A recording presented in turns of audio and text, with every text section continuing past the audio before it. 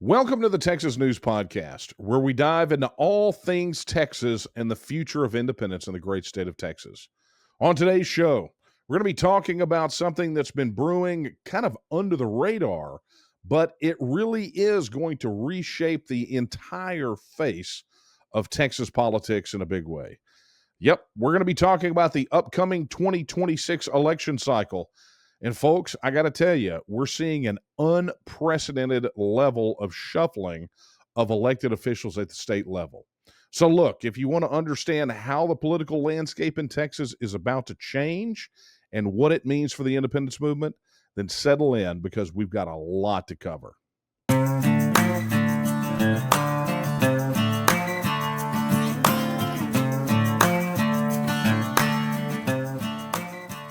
Well, folks, welcome back to the Texas News Podcast. I'm your host, Daniel Miller, president of the Texas Nationalist movement. And, you know, I have been watching Texas politics from the standpoint of the Texas Nationalist movement really for over 20 years now. And I can tell you that what's shaping up for the 2026 elections is unlike anything I've ever really seen before. And what we're talking about is a massive reshuffling of elected officials from the state house all the way up to statewide offices. We've got retirements, people running for higher office, the redistricting battles, internal Republican Party feuds. Everything is happening all at once. And this is what I'm talking about today. Is not just some political inside baseball. Right? This reshuffling is going to determine who's in power in Austin for probably the next 10 to 20 years. It's going to affect everything from energy policy to border security and, yes, how seriously Texas takes the question of independence. So today, I want to walk you through what's happening, office by office, race by race, because by the time we're done, I think you'll understand why 2026 might be the most consequential election in Texas in decades. And so a caveat before I start, because this is all how it is as of the recording of this podcast. And honestly, by the time it gets from here to getting all produced and then out to you and you watching it, things may have changed. Honestly, it won't get any more ordered. If anything, we may have more candidates announced or more candidates retire. So, it's timely as of right now, but I thought that it would be important for us to have this discussion now so you can see at least where we are right now and understand that this trajectory makes this upcoming election, no hyperbole, and I know that we've all heard it before, this election cycle may be one of the most consequential in quite some time. So let's do this. Let's just dive into it. So let me start at the top with the statewide offices, because that's where some of the bigger changes are happening, or at least where they're resonating. Now, before I do that, let me just sort of talk about what it's like at the top of statewide politics.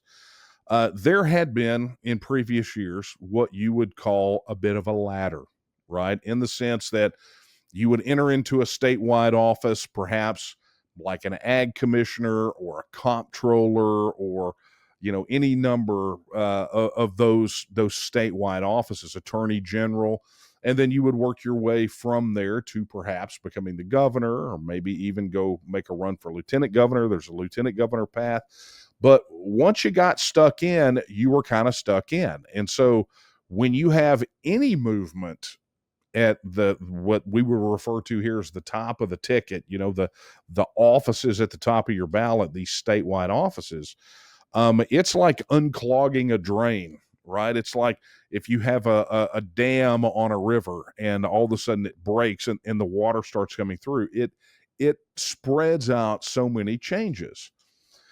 And so what I want to do is just, like I said, take these race by race, and let's start with Governor Abbott. Right now, Greg Abbott, as of this, hasn't formally announced yet that he's running for reelection, but everyone expects him to run for a fourth term. Now, granted, the rumor mill, as always, is that if he runs for this fourth term, we have every time that he's been up for election, is that he won't serve out his full term, that ultimately Greg Abbott wants to run for president. I think that may be one of the worst kept secrets in Austin. But if he does run for this fourth term, that would tie him with Rick Perry to become the longest serving governor in Texas history. And so, despite some criticism over the power grid failures and his handling of redistricting, he still polls well with Republican voters. But here's what's interesting. So, after many, many years of criticism by pro TEXIT voters, by Texas First voters, it was, the last bit of I guess you would say Joe Biden's term. Abbott has been trying to position himself as the defender of Texas sovereignty. He had been a little more aggressive during the waning days of the Biden administration and pushing back against federal overreach. He'd been more willing to perhaps challenge Washington directly, not decisively, not concretely, mind you, but still, making a bit more of a big deal about it. But some folks out there think that that's a genuine evolution, and pretty much most everyone else is not. They don't believe that it is. I mean, let's just be honest, right? But there are others out there that think that he's feeling pressure from this growing sentiment about independence here in Texas, and he's trying to stay ahead of it. I've said time and time again, never underestimate the ability of a politician to jump in front of a parade.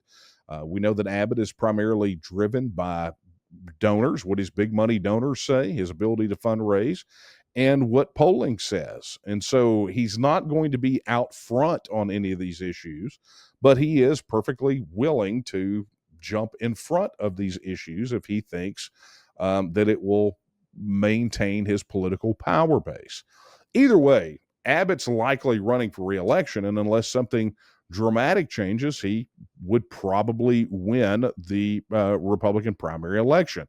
There are some candidates that are in the race that have announced, but we won't know what that will look like until we get beyond the filing window and the filing period. But right now, as of right now, he looks like he's going to go in with a massive war chest, and it's going to be pretty difficult to beat him. Now, that's not taking anything away from anyone who is challenging him now or who may want to challenge him.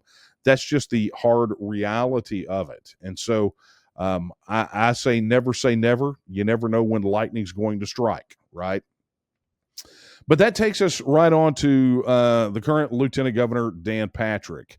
Now, Dan Patrick announced his reelection campaign back, I guess he had his event just as we're recording this episode of the podcast, just maybe earlier this week, perhaps last week. But it was interesting because he felt it necessary to re-announce that he was running again. And he has already executed a statewide media buy, which at this stage of the campaign, he would not be making major media buys if he did not feel, in my opinion, that he was bracing for potentially a serious primary challenger. There are rumors out there that he, even though he has announced now twice, that he again may not stay in the race and has potentially already appointed a successor. So again, until the filing window opens and closes, who knows what's going to happen, right?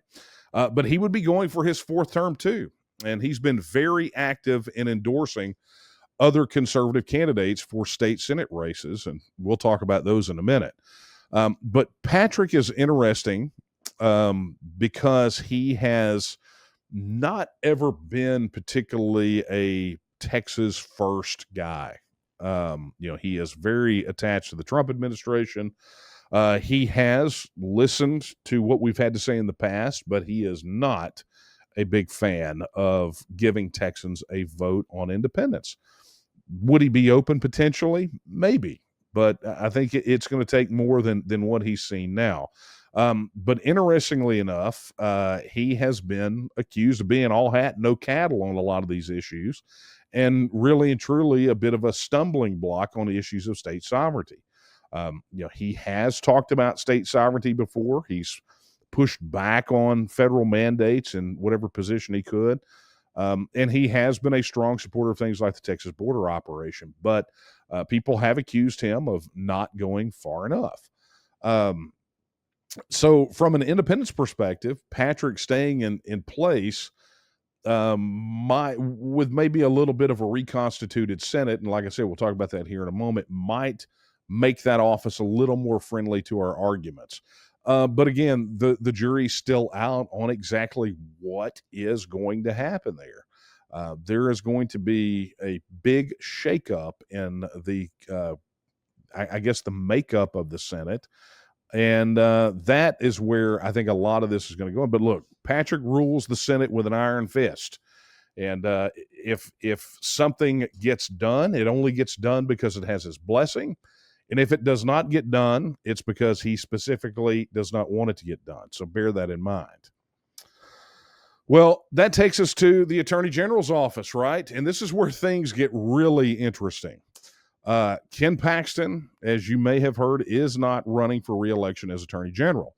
Instead, he's challenging Senator John Cornyn, the guy that got booed at the Republican Party of Texas State Convention. Paxton's challenging him for the U.S. Senate seat in 2026. And folks, that Senate race is a doozy.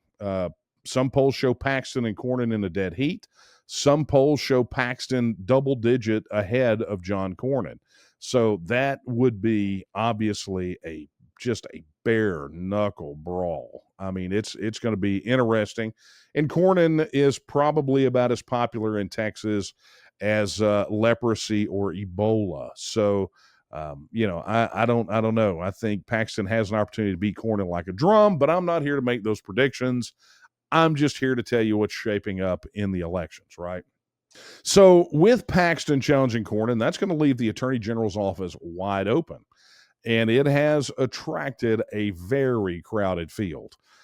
As of right before recording this episode of the podcast on the Republican side, you've got Congressman Chip Roy, who just announced. You've got two state senators, Joan Huffman and Mays Middleton. And you have Aaron Reitz, who used to work for Paxton and resigned out of the Trump administration to run for this seat. On the Democrat side, you've got Joe Jaworski, sort of the perennial Democrat AG candidate. And then you've got Democratic State Senator Nathan Johnson, who will be leaving his state Senate seat to run for Attorney General. And so, we understand the AG's office is crucial for Texas independence because that's the office that would handle ultimately the legal framework and defense for the legislation that gives us a TEXIT referendum, the Texas Independence Referendum Act, and would go to bat for Texas in any legal proceedings that would stem from an affirmative vote in that referendum. And we know that Paxton has been generally supportive of state sovereignty arguments. The question is whether whoever replaces him is going to be equally willing to stand up to federal overreach. And so we're definitely keeping our eye on that one. And again, there's even discussion that Mitch Little, state representative, newly elected, Texas First Pledge signer, may be eyeing that Attorney General's race as well. So we'll see. But the next interesting one is the office of the Texas Comptroller. And this one is interesting because it's already in transition.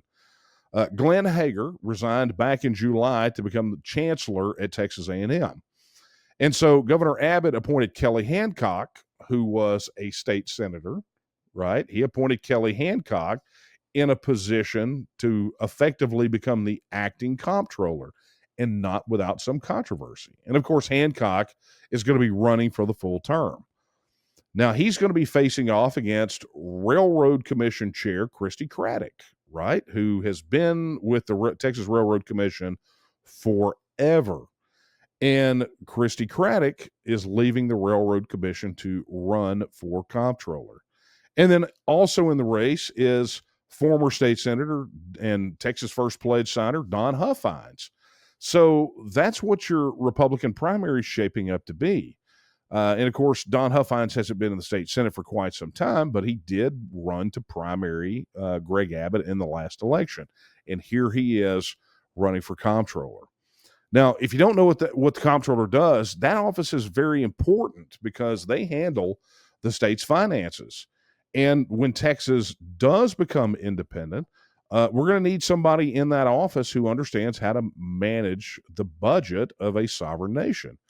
In addition, whoever wins that race for comptroller is going to be in charge of implementing the new transactional gold system that passed in this last legislative session, which effectively gives Texas its own currency. So that's a high stakes race that we have to watch as well. Well, that takes us to Ag Commissioner, right? Sid Miller has already announced that he's running for re-election. He did that back in April, and he, oddly enough, drew a GOP challenger. Now, he was challenged last time. State Representative James White hit him in the primary, and so he's got another GOP challenger in Nate Sheets. And I got to tell you, Miller, again, a Texas First Pledge signer, has been pretty good on rural issues and understanding the importance of Texas agriculture for independence.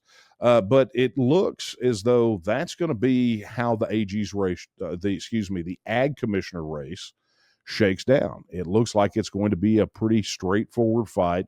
And Sid Miller, it does appear, has that well in hand. When it comes to Land Commissioner, another one that we had, set our eyes on back in the last cycle, Dawn Buckingham, she is likely running for re-election, although she hasn't made a formal announcement yet. And if you don't know, the General Land Office manages state lands and natural resources, which would be crucial for an independent Texas. And then that leaves the Railroad Commissioner, right? So the Railroad Commission with its 3 members, we already heard Christy Craddock is leaving the Railroad Commission to go run for comptroller. And Jim Wright, who is on the Railroad Commission, his term is up, but he hasn't announced whether he's retiring or running again. So you could conceivably have 2 seats completely blown out and wide open on the Railroad Commission if Jim Wright decides not to run again. Now, for those who don't know, the Railroad Commissioner and the Texas Railroad Commission has nothing to do with railroads, right? It changed a long time ago, but that office regulates the oil and gas industry right here in Texas. So it's pretty important for Texas independence, considering that energy independence would be a key component of political independence. And as I said a moment ago, don't forget, Christy Craddock is leaving the Railroad Commission to run for comptroller. So now let's dive into the Texas State Senate, because this is where we're seeing some of the biggest changes. As I said earlier, those changes at the top have a tendency to make changes happen on down into the Senate and the House, right? So in this cycle, half the Senate, 15 seats, are up. And we're seeing an unusual number of retirements and people running for other offices. Right here in my own Senate District 3, Robert Nichols is retiring after serving since 2007.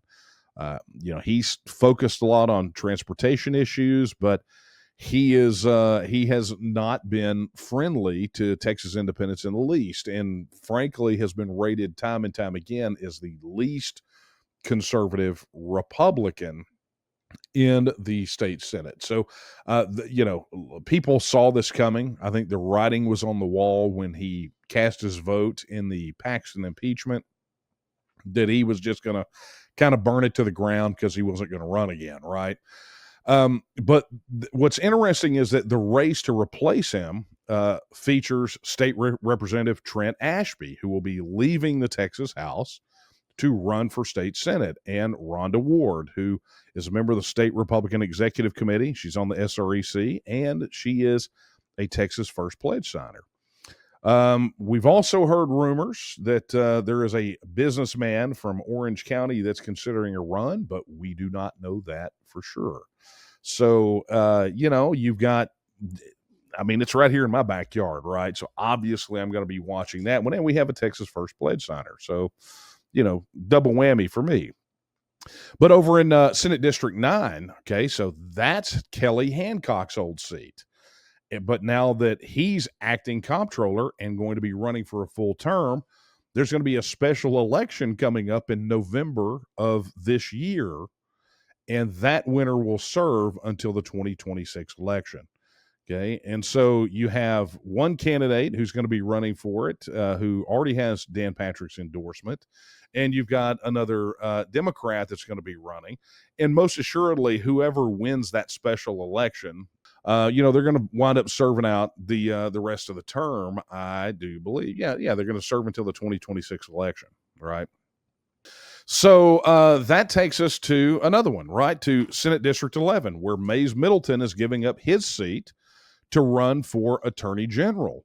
And so now you've got this other open Senate district, and then you have, for that, you've already had State Representative Dennis Paul announce that he's running, who got Dan Patrick's endorsement, and which is kind of interesting, right? So you're going to have a big fight over there in Senate District 11 for Mays Middleton's seat.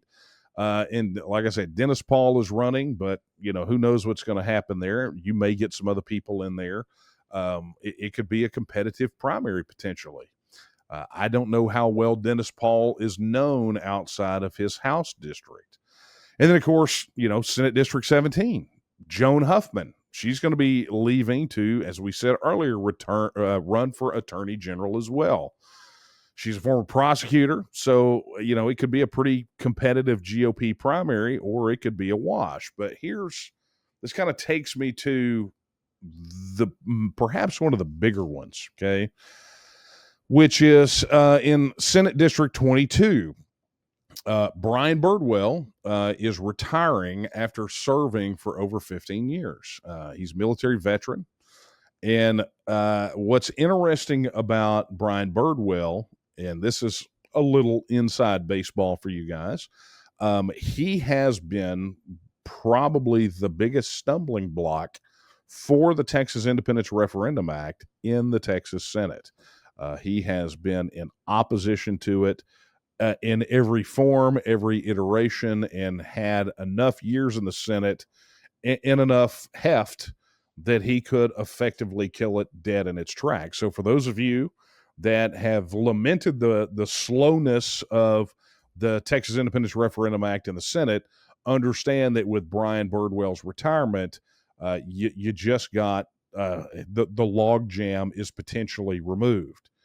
Now, what's interesting about that is David Cook, State Representative David Cook, has announced that he's going to run to replace him, that he will be leaving the Texas House. And you may remember David Cook from the speaker's fight at the beginning of the session. He was the caucus choice to be the Speaker of the House. And then we know everything here, is we know this story. Burrows took a minority, broke quorum from the Republican caucus in the House, teamed up with the Democrats and became Speaker and knocked David Cook out of the box. And look, David Cook does not have a particularly conservative record on Texas independence and Texas sovereignty issues. He's kind of a question mark. He's never been particularly a champion. They really signed on. So, but he's going to be leaving the House, right? And going to be running for Birdwell's seat. And I'm sure there'll be others as well. Senate District 24, right? This is interesting because, as I mentioned before, it's a Democrat seat. It's Nathan Johnson who's going to be leaving to run for Attorney General. It's a Dallas area seat that could potentially stay Democrat, but Republicans apparently are going to target it pretty hard. Now, here's what is significant about all these Senate changes. Dan Patrick, the lieutenant governor, has been actively endorsing candidates in these races. He has been picking his replacements for those people. And he is generally picking some of the more conservative options. But again, more conservative does not necessarily mean more Texas first or more inclined toward independence. So bear that in mind. But there are some political analysts out there that think this could lead to an even more conservative state Senate, which, from a Texas independent standpoint, might be good news. It just depends on how these candidates fall, right? So with all those changes, you think, man, that's plenty, right? Well, no, it's really not, because the real action is in the Texas House of Representatives, right? Because all 150 seats are up in 2026, and we're seeing retirements at a pace like I've never seen before. So let me walk you through some of the key ones. Obviously, we got to talk about House District 21, my House district, right? This is former Speaker Dade Phelan's seat, and he just announced that he's retiring. Now, Phelan lost the speakership after the whole Ken Paxton impeachment fiasco, and he's been facing a lot of criticism from conservatives. But interestingly enough, Dade Phelan did actually file legislation this last session that was one of our organization's legislative priorities, and that was a ban on campaign contributions from outside of Texas.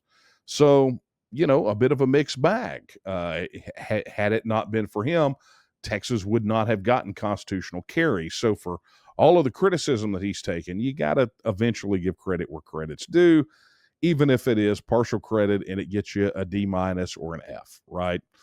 But, his retirement opens up a seat in a district that should ultimately stay Republican. But the question really is, what kind of Republican? Then you move on to House District 65. Ray Lopez, who's a Democrat, is retiring. He's endorsing his chief of staff, Donovan Burris, to replace him. And then you've got House District 71. I think on the same day that Phelan announced he was retiring, so did Stan Lambert, which is, House District 71 is kind of up in that Abilene area. But he's retiring after serving since 2017. He actually survived a primary challenge in 2024, but he's decided that he's had enough. And, who could blame him, right? But he does say that he wants to spend some time with family and do community service. They all sort of say that thing, right? Well, earlier at the tail end of the regular session, House District 92, we had news on that one where Tony Tinderholt announced that he was retiring. He's been one of the more conservative members, really willing to stand up to the political establishment. So his departure could actually hurt the conservative cause, even though he never signed on to the Texas First Pledge. But having somebody willing to stand up to the political establishment, pretty handy. So it could hurt the cause unless a good replacement is found. Okay. Then House District 94, Giovanni Capriglione, he's going to be retiring after this massive scandal broke loose. I'm not going to dive into that, but massive scandal. Before it broke, he announced that he's retiring, which came out of nowhere I guess technically for everybody else but him. But, Giovanni Capriglione was one of those that was elected back during the Tea Party wave, started out hardcore freedom and liberty. As a matter of fact, he was the one who ultimately carried and got the Texas Gold Depository Bill across the finish line. And since then, it's just been a declining mess, right? And he's really been focused on, technology issues and things like that. But I got to say, watching him on the mic and on the floor during this last session has really turned into a generally unpleasant individual. Any sense of decorum and collegiality went out the door a long time ago, right? But the mayor of Keller, Texas, Armin Mazzani, he's going to be running to replace him. And I think that one might be a bit of a slam dunk on the Republican side. But again, there's still a lot of daylight between now and when the filing window closes. So who knows what's going to happen there. House District 98, right? We talked about this already. David Cook is going to be leaving that seat to run for state senate. House District 102, we talked about that. Trent Ashby is going to be leaving to run for state senate. House District 112, Dennis Paul is leaving to run for state senate. I mean, you're seeing a pattern here, right? House District 115, there's speculation that Jolanda Jones might run for higher office, but no one's heard anything. And then, of course, we heard much earlier before the special sessions even that in House District 118, Steve Toth, Texas First Pledge signer, friend of mine, absolutely love Steve to death. He's retiring, and he's going to be running for Dan Crenshaw's congressional seat. Perhaps we got to look at the new maps after the redistricting, right? But also in House District 147, you got Vicki Goodwin, who's going to be leaving to run for lieutenant governor as Democrat. House District 148, there's some speculation that James Tallarico might have statewide ambitions, but no one's really zeroed in on what those are going to be yet and what office that might be or whether he's even going to do it. After his infamous Joe Rogan appearance, who knows? He might be rethinking his entire political career.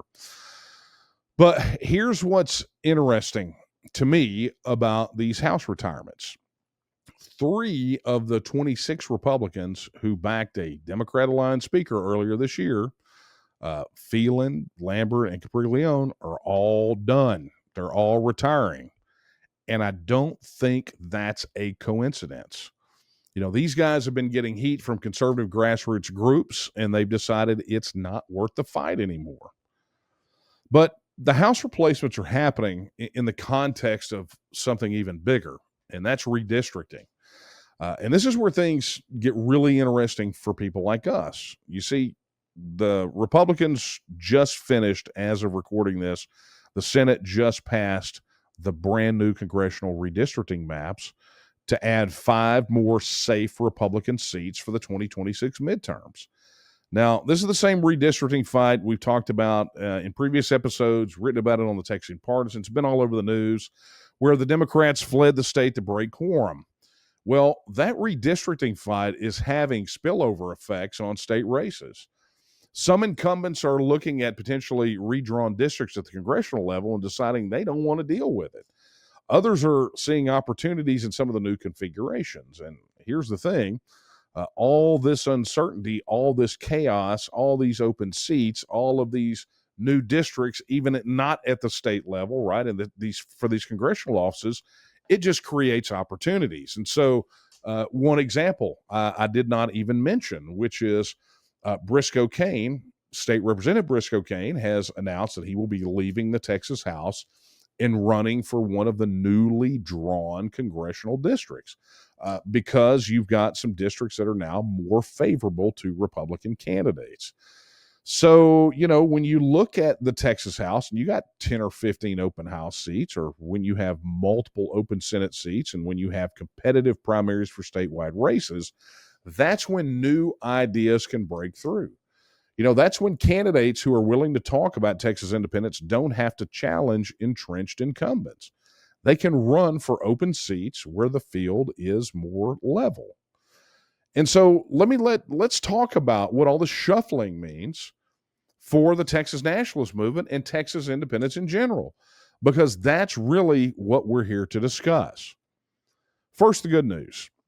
We're seeing more pro-TEXIT, pro-independence, pro-sovereignty candidates running for office across the board. Look, we saw that last cycle where candidates were out there publicly signing the Texas First Pledge, talking about the referendum on Texas independence. Opposition would try to hit them on that issue, and it would backfire spectacularly. And we entered into the legislative session with 10 Texas First Pledge signed House members, something we had never had before, right? And so you've got Lieutenant Governor Patrick's endorsements. You've got the retirement of moderate Republicans like Phelan. You've got the competitive primaries and open seats. All of this is creating opportunities for candidates who are more willing to stand up to the federal government. And you see, that's important because Texas independence isn't going to happen with politicians who are afraid to rock the boat. We need elected officials who understand that sometimes you have to be willing to say no to Washington, even when it's uncomfortable. Second, we're seeing internal Republican Party battles that could actually help us. When Ken Paxton challenges John Cornyn for Senate, that's not just because there's a conflict of personalities. There's a battle between different visions of what Texas Republicanism should look like. Cornyn represents the old guard, the go along to get along Republicans who talk tough during campaigns, but always find reasons to compromise with Democrats in Washington, and always centralizing more power in Washington, D.C. And then you got Paxton. Whatever you think of him personally, represents a more confrontational approach to federal overreach. If Paxton wins that Senate race, it sends a message that Texas Republicans are tired of being represented by people who won't fight for Texas interests. And see, that creates space for even bolder positions like independence. And third, all these open seats create recruitment opportunities. When you have 15 open seats in the legislature, that's 15 opportunities to recruit candidates who understand that Texas would be better off governing itself. Now, I'm not saying we're going to flip the legislature to pro-independence candidates overnight. But what we can do is start building a caucus of legislators who are open to the idea, who are willing to talk about it, who understand that independence isn't some crazy fringe position, but a legitimate response to federal overreach. So let me give you an example of how this could work. Say you've got a conservative Republican running for one of those open house seats. Maybe they're not ready to come out in favor of Texas independence. Fine, okay? But they are willing to say that Texas should assert its sovereignty, that we should push back against federal mandates, that we should explore alternatives if the federal government keeps overreaching. That's a conversation starter. That's a way to introduce independence concepts into mainstream political discourse. And once people start thinking about sovereignty and self-governance, it's not that big of a leap into thinking about full-out independence. Or take the Attorney General's race. Whoever wins that race is going to be dealing with federal overreach for the next 4 years. They're going to be filing lawsuits against unconstitutional federal mandates. They're going to be defending Texas sovereignty in court. And eventually, somebody's going to have to ask, why do we keep having to fight these same battles? Why are we constantly in court defending our right to govern ourselves? Would it just be easier if we just governed ourselves? You see, that's how political movements grow. Not with some dramatic declaration, but with incremental steps that get people thinking about the alternatives and then being organized and disciplined enough to capitalize on those alternatives and those opportunities. So now let me be realistic about the challenges we face. Most of these candidates, even the conservative ones, may not come out in favor of Texas independence right away. The political establishment, the media, the donors, they're all going to pressure candidates to stay within acceptable bounds of political discourse.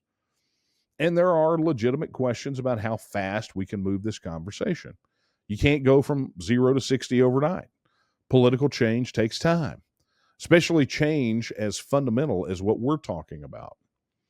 But here's what gives me hope. We're seeing more and more politicians willing to use the language of sovereignty and self-governance, singing the hymns out of the Texas Nationalist Movement hymn book, right? We're seeing more willingness to challenge federal authority directly. We're seeing Texas first positions becoming mainstream in Republican politics. We were the organization that literally coined Texas first, Texas first. No one else campaigned on it until we came along. That, my friends, is progress, because now they're all saying it. And some say it wrong, but they're saying it. They're actually advocating for our positions. That's progress. That is the foundation we need to build on. And with all these open seats, with all these competitive primaries, with all the uncertainty about redistricting and federal interference, this creates opportunities we haven't had before. Now, let me talk about what all this shuffling means for us, for the Texas Nationalist movement, because really that's, like I said, what we're here to discuss. There's one major factor I haven't mentioned yet that changes everything.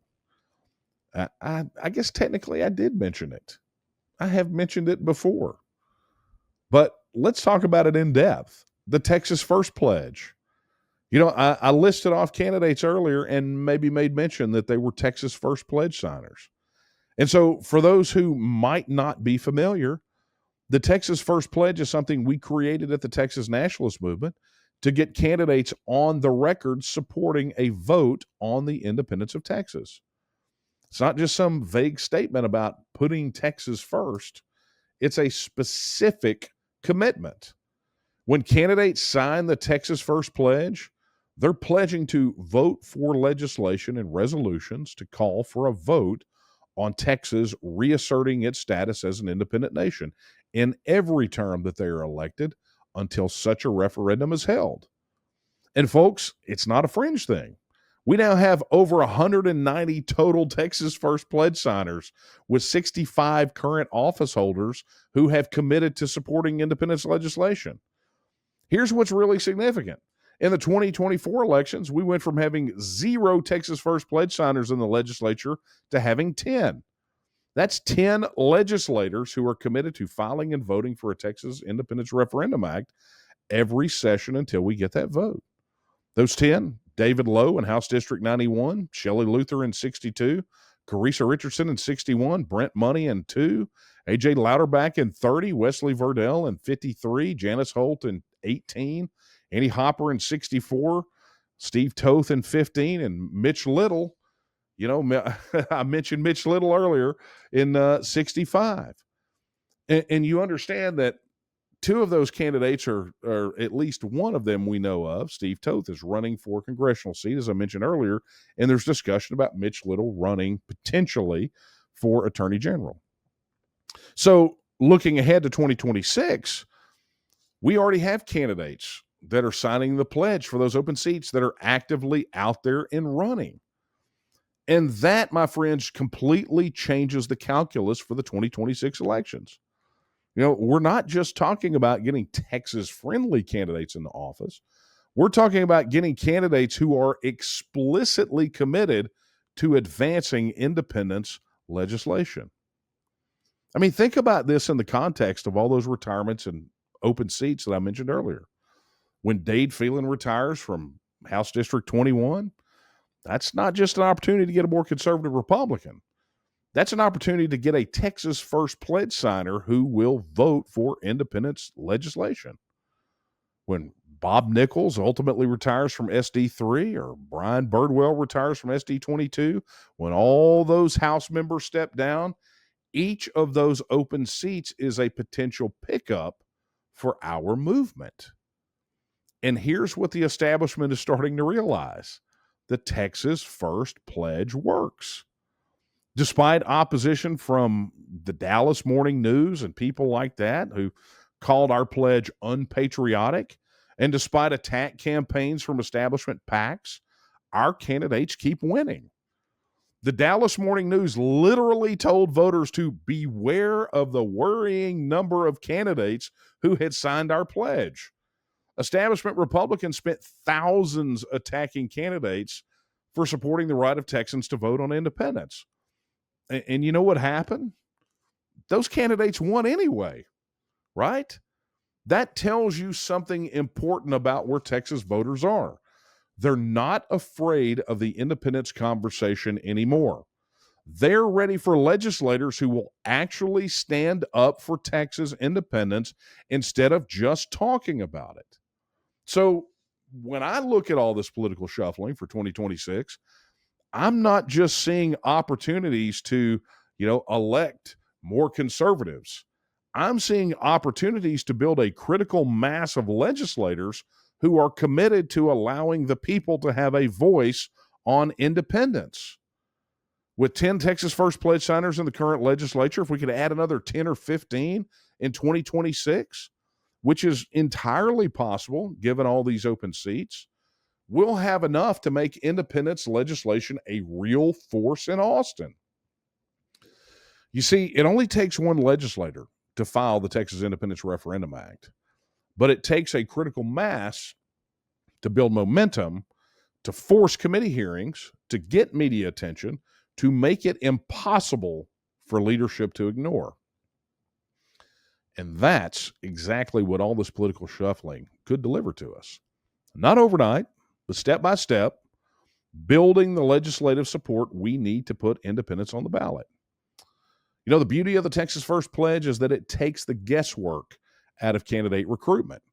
We don't have to wonder whether a candidate really supports Texas independence or a vote on Texas independence. They've signed a pledge committing to giving the people a vote on this issue. Their word is their bond. And if they break that pledge, we'll be watching and we'll make sure Texas voters know about it. And so, my friends, there it is. The great Texas political shuffle of 2026.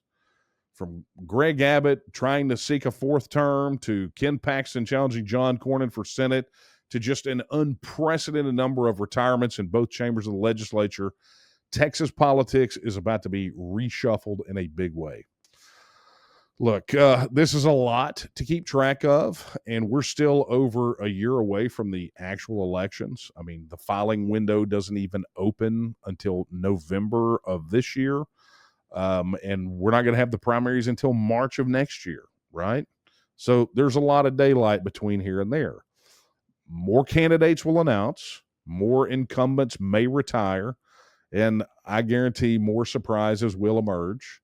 But what's already clear is that 2026 is going to be a consequential year for Texas politics. And for those of us who believe that Texas would be better off governing self, this reshuffling creates opportunities we haven't had before. Opportunities to recruit candidates, to change the conversation, to move independence into the forefront of political discourse. I mean, it's already in the mainstream, right? But let's amplify that. And granted, that's not going to happen automatically. It's going to take work. It's going to take people like you getting involved, asking the right questions, supporting the right candidates, and refusing to accept that the status quo is the only option. But the opportunity is there. And that's more than we've had in quite some time. And so, friends, with that, that is a wrap for this episode of the Texas News Podcast. I want to thank you so much for tuning in week after week. What I know was a longer episode than usual, but there was just too much important information to leave anything out. Be sure to like and subscribe wherever you're experiencing this podcast. If you'd like more information on the Texas Nationalist movement, head over to tnm.me. That's tnm.me. Or you can check out the official news site of the Texas Nationalist movement, the Texian Partisan. Just head over to texianpartisan.com. And of course, always be sure to join us on TNM Social. Go to tnm.social, download the mobile app, and get signed up today. And with that, friends, I will leave you with the words that I leave you with every time we're together. They're not my words. They're the words of Sam Houston, when he said that Texas will again lift its head and stand among the nations. I believe that time is now, and the question is, will you stand with her?